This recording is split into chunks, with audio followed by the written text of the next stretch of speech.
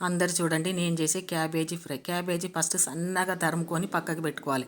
ఒక కడాయి తీసుకోవాలి. కడాయి తీసుకొని ఆవాలు జీలకర్ర పోపు వేసుకోవాలి.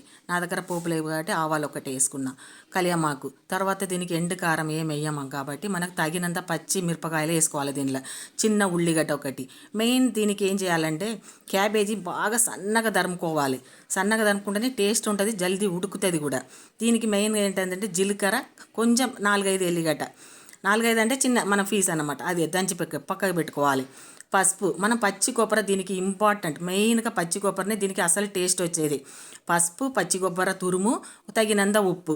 తర్వాత మనం పక్కకు దంచి పెట్టుకున్నాం కదా, ఆ ఎల్లిగడ్డ జీలకర్ర కూడా వేసుకోవాలి. కొంచెం మగ్గినంగా వేసుకొని మంచిగా కలపాలి. కలిపినాక పచ్చి కొత్తిమీర వేసుకోవాలి.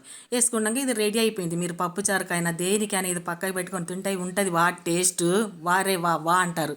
రెడీ. ఓకే.